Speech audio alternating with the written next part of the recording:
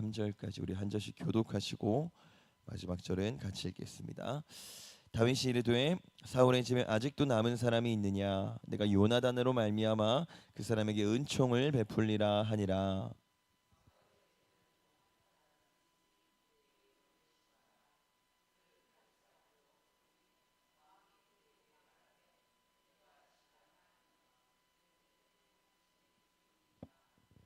왕이 이르되 사울의 집에 아직도 남은 사람이 없느냐? 내가 그 사람에게 하나님의 은총을 베풀고자 하노라 하니 시바가 왕께 아뢰되 요나단의 아들 하나가 있는데 다리 저는 자니이다 하니라.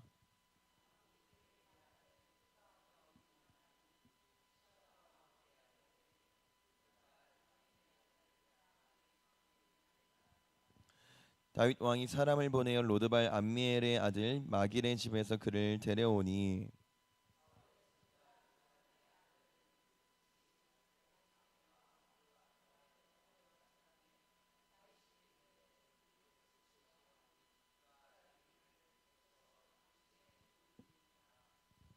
다윗이 그에게 이르되 무서워하지 말라. 내가 반드시 내 아버지 요나단으로 말미암아 내게 은총을 베풀리라. 내가 내 할아버지 사울의 모든 밭을 다 내게 도로 주겠고 또 너는 항상 내 상에서 떡을 먹을지니라 하니.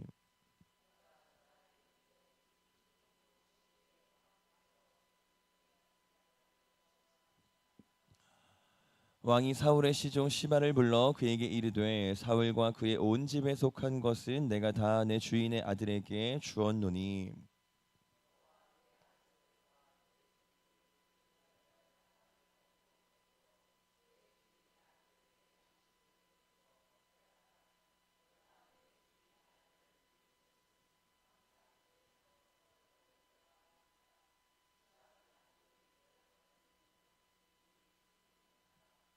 시바가 왕께 아뢰되 내 주 왕께서 모든 일을 종에게 명령하신 대로 종이 준행하겠나이다 하니라. 무비보셋은 왕자 중 하나처럼 왕의 상에서 먹으니라.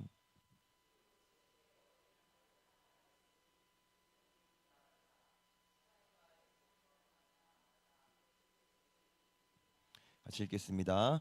무비보셋이 항상 왕의 상에서 먹으므로 예루살렘의 산이라 그는 두 발을 다 절더라. 아멘. 하나님 이 시간에도 말씀해 주셔서 전하는 저도 듣게 하시고 듣는 우리 성도분들도 다 듣게 하셔서 하나님 그 말씀 앞에 우리가 완전히 우리의 원칙과 우리의 생각들이 다 무너져 내릴 수 있도록 도와주시옵소서. 오직 주의 말씀으로만 새롭게 세워지게 하셔서 그 말씀대로 살아가는 우리가 다 되기를 원하오니 주님 인도하여 주옵소서. 이 시간 하나님 그 말씀으로 말미암아서 우리 가슴이 또한 뜨거워지기를 원합니다. 우리가 그리스도인 됨, 우리가 성도로 부름받음 그 사실로 말미암은 뜨거움이 다시 회복되기를 원합니다. 하나님 이 시간 임재하셔서 우리 각 사람에게 역사하여 주옵소서. 감사하며 예수님의 이름으로 기도합니다. 아멘. 여러분 혹시 굉장히 옛날 드라마인데요. 용의 눈물이라는 드라마 혹시 아시죠? 그 유동근이라는 탤런트가 태종 이방원으로 나왔던 드라마인데 아마 제목은 다 들어보셨을 거예요. 제가 굉장히 어릴 때였는데 나중에는 그 내용이 그 나이 때 보기엔 좀 어려워서 안 봤고요. 초기 한 2, 30회까지는 재밌게 봤던 기억이 납니다. 그 드라마에서 제가 아직도 굉장히 선명하게 기억나는 장면이 있는데요. 이제 처음으로 조선이라는 나라가 이제 세워진 시대잖아요. 그 전까지는 고려였다가 이성계가 조선을 새로 건국했어요. 그러니까 이제 왕씨의 나라가 끝나고 이씨의 나라가 시작이 된 거죠. 건국 후에 근데 이제 왕씨들을 다 이렇게 모아놓습니다. 그리고 배를 태워서 어디 딴 데로 가겠다고 이제 이야기를 해요. 근데 그렇게 하지 않고 중간에 가는 길에 강화도 바다에 다 빠뜨려서 죽여버립니다. 그 이후로도 이제 왕씨의 씨를 거의 말려버려요. 군사들을 끌고 가서요. 남녀노소 안 가리고 다 죽입니다. 결국에는 고려의 마지막 왕이었던 공양 왕까지도 죽이게 돼요. 우리가 지금 시대의 관점으로 봤을 때는 굉장히 잔인해 보이는데요. 이렇게까지 해야만 하는 이유가 또 있습니다. 반란의 싹을 자르겠다는 거죠. 그래서 전 세계의 이제 모든 역사를 살펴보면요, 이런 사건은 굉장히 흔한 일인 거예요. 왕조가 바뀌고 이전 왕족에 관련된 사람들의 씨를 완전히 말려버리는 일들은요 굉장히 흔하게 일어납니다. 근데 이게 정말로 효과가 좋았던 게 우리나라 더 예전 역사죠. 고구려 백제 신라 삼국시대였잖아요. 그때 이제 신라가 통일을 했는데 시간이 지나고 나서 다시 고구려랑 백제가 또 세워져요. 그 추종 세력들이 남아 있어서 그랬던 건데요. 조선은 이제 그 전 세력들 고려 세력들로 인한 그 어떤 반란도 일어나지 않습니다. 씨를 말려서 싹을 잘라서 그런 거예요. 우리 이 사실을 알고 본문 1절을 같이 한번 보도록 하겠습니다. 시작. 다윗이 이르되 사울의 집에 아직도 남은 사람이 있느냐 내가 요나단으로 말미암아 그 사람에게 은총을 베풀리라 하니라. 아멘. 다윗이 왕이 됐고요. 이제 언약궤도 찾아왔고 오늘 본문 이전까지의 내용을 보면 이제 주변 강대국들도 웬만큼 다 정리가 된 상황이에요.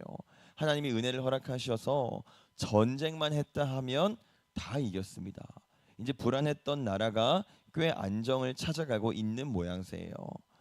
그리고 나서 이제 다윗이 하는 말이 이겁니다. 사울의 집에 혹시 남아 있는 사람이 없느냐? 내가 그 사람에게 은총을 베푸려고 한다. 그럼 뭔가 좀 다르죠. 제가 좀 전에 말씀드렸던 그 조선과는 분명히 달라요.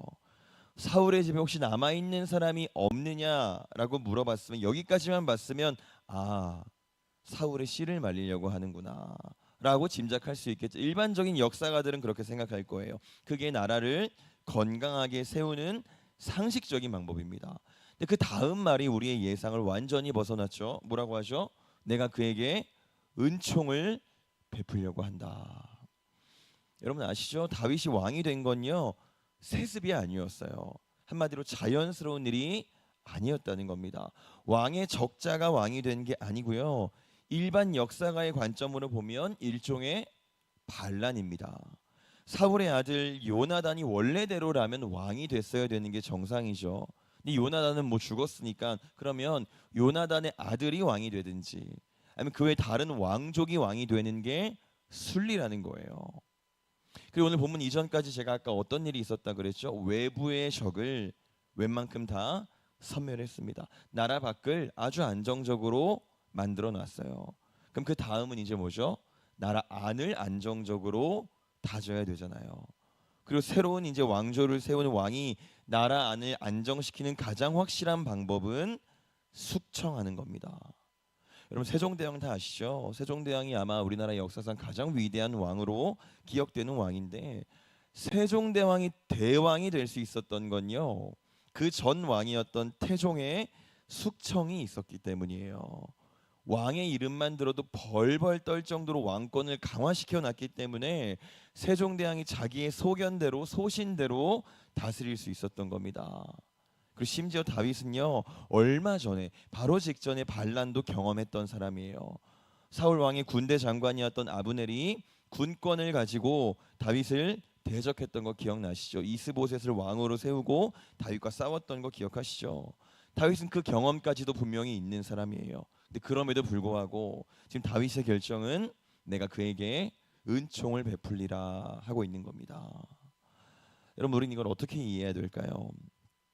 우선 다윗이 이렇게 하겠다는 이유가 명백한데요. 1절을 지금 자세히 보시면 요나단 때문이래요. 요나단 때문에 내가 그렇게 한다라고 말합니다. 요나단과의 관계는 잘 아시죠? 다윗이 단순히 그것 때문에 이런 말을 하는 건 아니고요. 우리 말씀을 한번 보겠습니다. 사무엘상 20장 15절입니다. 시작. 여호와께서 너 다윗의 대적들을 지면에서 다 끊어버리신 때에도 너는 내 인자함을 내 집에서 영원히 끊어버리지 말라 하고. 아멘.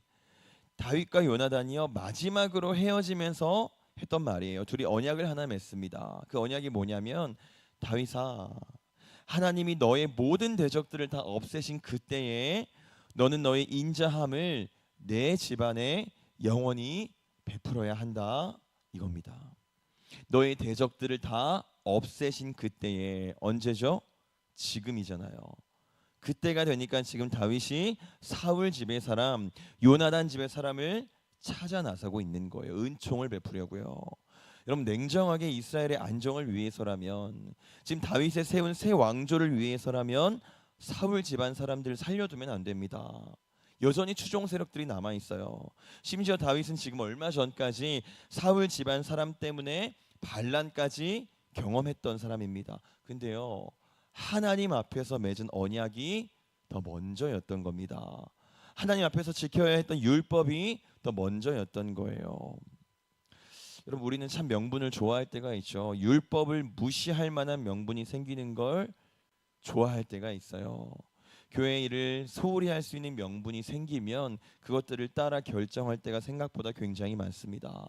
한 1, 2년 전만 해도 코로나가 참 좋은 명분이었었죠. 그때 어떤 사람들은 토요일, 일요일 1박 2일로 여행을 가는 그리스도인들이 아주 흔했습니다. 어차피 온라인으로 하는 교회가 많았으니까 굳이 온라인으로 예배할 거면 꼭 집이 아니어도 괜찮잖아요. 휴가지어도 괜찮잖아요. 그러니까 예전에는 상상도 하지 못했던 일들이 막 펼쳐지는 거예요. 주일에 여행을 가서 예배를 합니다.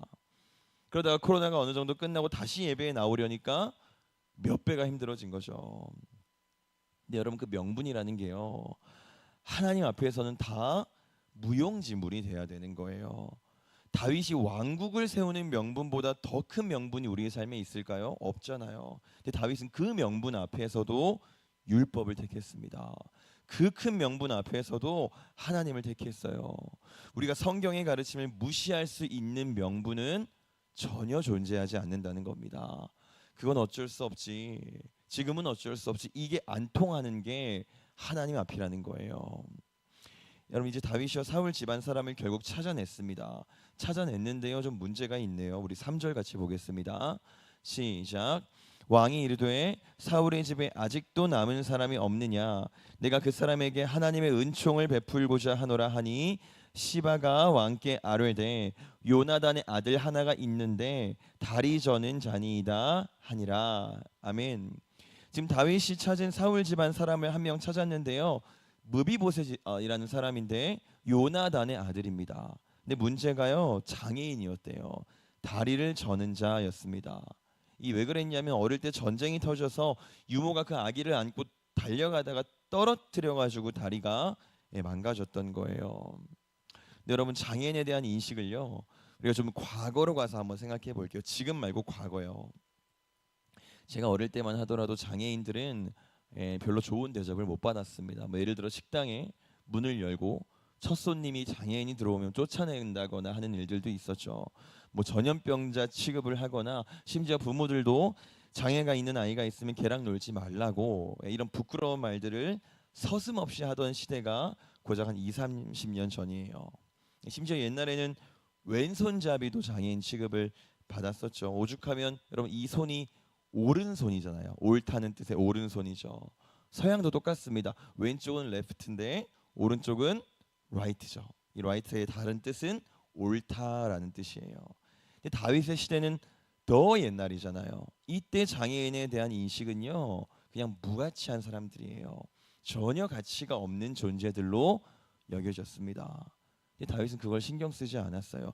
은총받을 가치가 전혀 없는 사람한테 은총을 베풀어요. 무가치한 무비보셋한테 은총을 베풀기로 결정합니다. 여러분, 제가요 많은 교회를 가본 건 아니지만요, 갔던 교회들이 참 다 특징이 있어요. 어떤 교회는요 굉장히 깔끔합니다. 이 깔끔하다는 말의 의미를 잘 해석하셔야 되는데, 사람들이 깔끔하다는 거예요. 다 사회적으로 그래도 어느 정도 인정받는 사람들이 많이 모여 있는 교회가 있습니다. 또 어떤 교회는요 정말 별의별 사람들이 다 있어요. 뭐 문신한 사람들, 가정이 온전치 못한 사람들, 심지어 범죄 전과가 있는 사람들, 소위 이제 사회적으로 별로 존중받지 못하는 사람들이죠.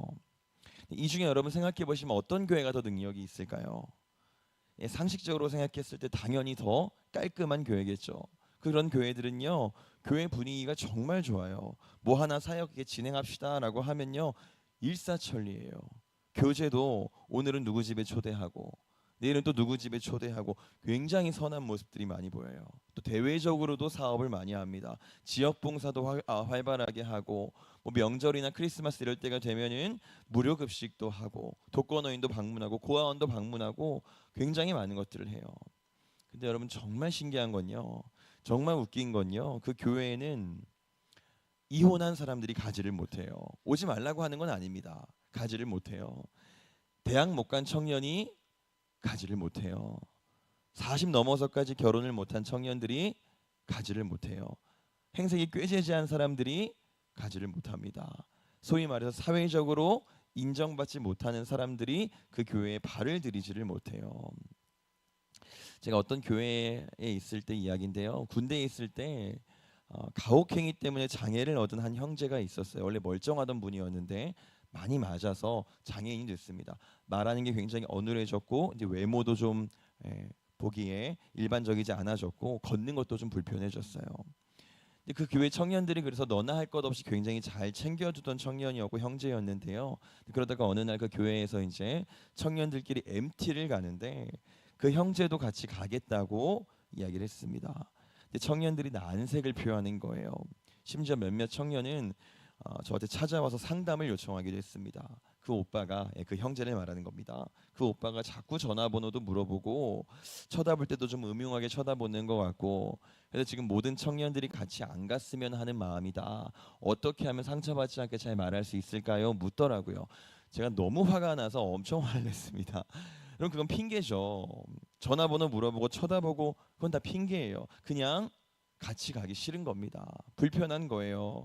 그래도 내가 그리스도인이니까 불편한 사람을 도와줘야 된다고는 생각해요. 근데 거기까지인 겁니다. 내 삶의 영역 안까지 들어오는 건 싫은 거예요. 제가 물었습니다. 너 그 형제가 정말 잘생겼어도 똑같이 반응했겠냐?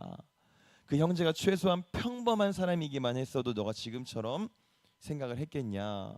제가 물었습니다. 여러분 이게 이유예요. 제가 아까 말씀드렸던 그 깔끔한 교회에 사회적으로 존중받지 못하는 사람들이 못 들어가는 이유입니다. 은총받지 못할 사람들한테는요 관심이 없어요. 정말 관심이 있었으면 더 깔끔한 교회, 더 섬기기 편한 교회를 찾지 않았겠죠. 가장 섬김이 필요한 교회로 찾아갔겠죠. 근데 은총받을 만한 사람들끼리 모여 있는 게 편한 거예요.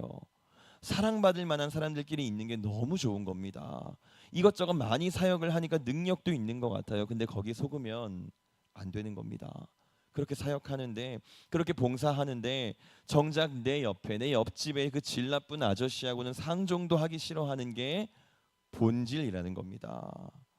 어떤 사람은 이렇게 이야기할 수도 있어요. 그런 교회가 이웃 잘 섬기잖아요. 독거노인 잘 섬기잖아요. 도시락도 많이 갖다 주잖아요. 보육원도 찾아가고 크리스마스에 돈도 많이 기부하잖아요. 근데 거기까지는 여러분 누구나 할 수 있어요. 근데 우린 여기까지 해야 되는 겁니다. 보면 7절 보겠습니다.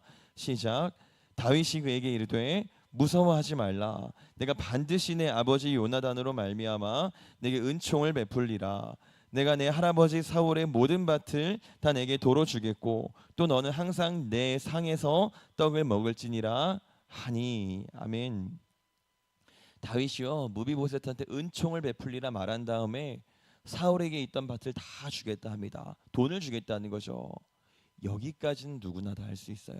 그 다음까지 다윗은 합니다. 정말 파격은 그게 아니에요. 그 다음입니다. 너는 항상 내 상에서 떡을 먹을지니라 말합니다. 여러분 교회에서 크리스마스에 선물을 전달해주고 독거노인을 찾아가는 건 정말 중요한 일이에요. 근데 우리는 그 다음까지 가야 되는 겁니다.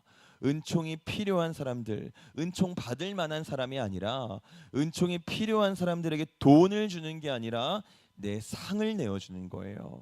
이 말은요, 내 삶을 내어준다는 겁니다. 약자들을 바라볼 때 그냥 도움이 필요한 사람들 그렇게 대하는 게 아니고요. 내가 도와줘야 되는 사람, 내가 봉사해야 되는 사람 이게 아니고 나랑 함께 밥 먹을 사람으로 보자는 거예요. 내 삶을 내어줄 사람으로 우리가 봐야 된다는 겁니다. 나랑 좀 잘 맞고 사회적으로 관계 맺기에 괜찮은 사람들만 함께 상에서 밥을 먹을 사람이 아니라 아무도 밥 먹어주지 않는 사람, 아무도 삶을 내어주지 않는 그들에게 우리의 상을 내어줘야 한다는 거죠. 여러분 사람들은요 나와 함께 상에 앉을 만한 사람들한테만 상을 내어줘요. 그러나 그건 그리스도인의 방법은 아닙니다. 세상 어디서도 은총 받지 못할 사람들에게 우리의 상을 내어주기를 바랍니다. 여러분, 이건 봉사라고 하지 않아요. 이건 사랑입니다. 은총 받지 못할 사람들에게 내 상을 내어주는 건 사랑이에요. 그리고 다윗이 이렇게까지 하는 이유는 명백합니다. 하나는 아까 요나단과의 언약 때문이고요. 또 하나는 막내 아들로 무가치했던 다윗을 택해서 은총을 베푸셨던 하나님을 다윗은 경험했기 때문이에요. 그럼 우리도 똑같죠. 죄로 완전히 죽었던 무가치했던 우리에게, 은총 받을 자격 없는 우리에게 하나님이 은총을 베푸셨어요. 그 방식이 어떤 방식이었죠? 멀찌감치 서서 내어주는 방식이었나요? 아니요. 당신의 삶을 완전히 내어준 방식이었습니다. 죽기까지 내어주셨어요. 그건 봉사가 아니고 사랑이었습니다. 오늘 8절에서 무비보셋이 이렇게 말합니다. 죽은 개 같은 나를 돌아보시나이까. 당시 문화권에서 보통 천한 것들을 이제 개에 비유해서 말을 했는데요. 이건 더 심한 말이죠. 그냥 개 아니고요. 죽은 개라고 표현합니다. 그 정도로 나는 전혀 가치가 없다는 거예요.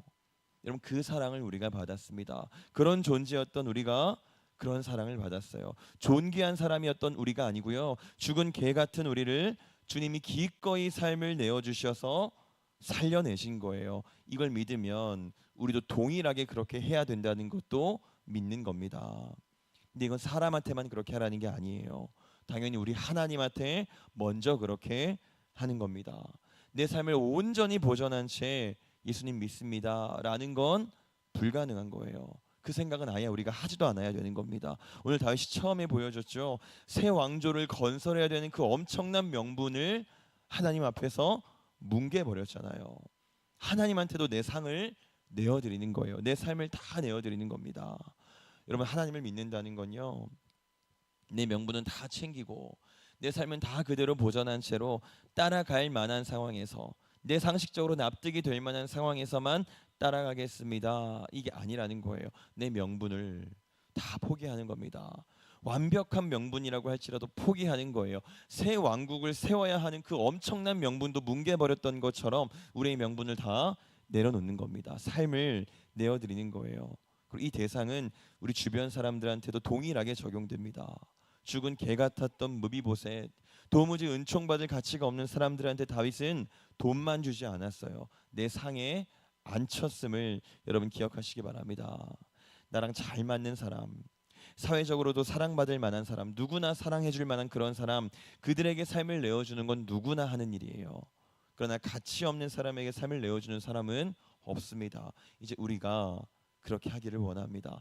도와주고 봉사하는 거 말고요, 사랑하기 원합니다. 다윗은 오늘 성경 66권의 가장 명백한 두 가지 진리를 다 보여줬어요. 뭐죠?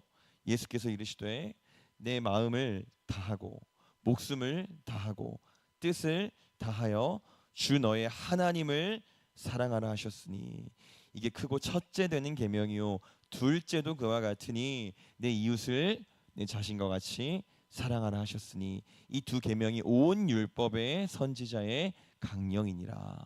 다윗은 오늘 이 두 가지를 완벽하게 보여줬습니다. 우리가 하나님께, 그리고 내가 사랑할 수 없는 사람한테 우리의 상을 다 내어주는, 우리의 삶을 기꺼이 내어주는 그리스도인 되기를 소원합니다. 기도하겠습니다. 하나님,